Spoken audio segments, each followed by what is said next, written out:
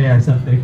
The United States currently faces a crisis that threatens both our economic stability and our national security. I'm talking, of course, about the status quo of mainstream media education reporting.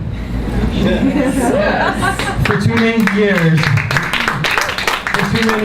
Americans have had no choice but to suffer with ineffective reporters accountable to nobody.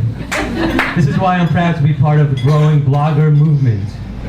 Blogs are incubators of innovation, giving a high-quality choice to those once trapped with their failing newspaper just because they have the misfortune to live in a certain zip code.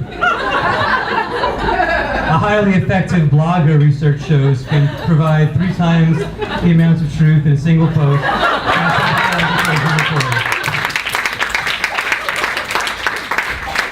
This is because we have the flexibility they don't, like word counts and proper grammar.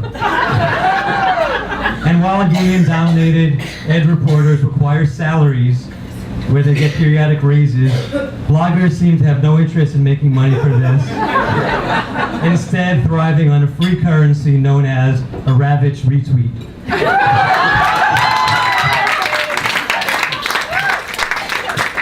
Yes, blogs, in a sense, are the charter schools of education reporting.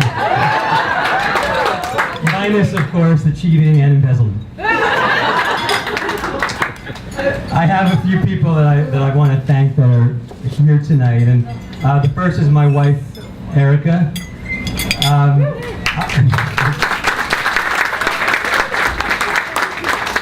I only got involved in this ed reform debate a little over 2 years ago, about a month before my wife was going to have our second child. This is not the most convenient time for your husband to become a political education activist, but she understands and appreciates the cause that I'm trying to help. And people should know that being married to someone whose best talent is proving he's right is not always the easiest thing. And Lainey mentioned my scatter plots of value-added correlations. Well, those aren't as great when it's a graph of proving how much I do the dishes or that I took the garbage out on time. Second person is Diane Ravitch.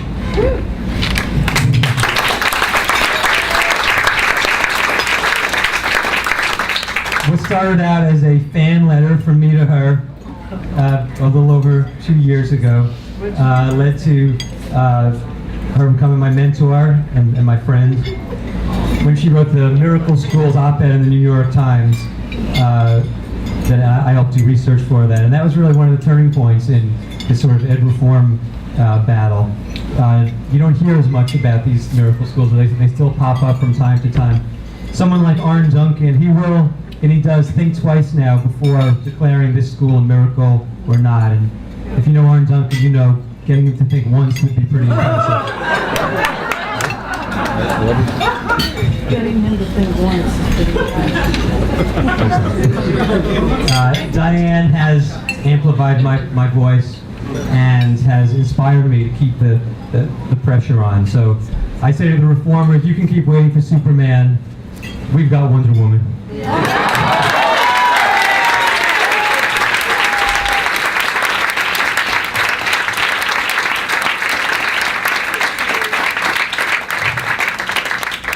Math for America is here tonight. They bought a whole table.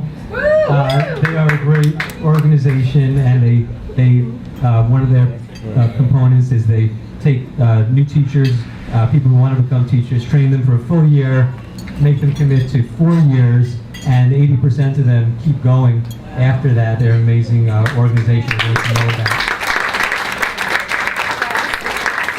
And Lainey, right here, is such an amazing advocate for students and parents. Class size, as a teacher, it is important. The difference between 35 students and 25 students is so much. And so a lot of people think, oh, class size, that means kids have to have 12 kids in a class. No, even 25 versus 35, you can give the kids so much more attention. I remember I once had a class that only had 12 kids in it, and it was the worst behaved class I think I ever had. So sometimes it can be even too small.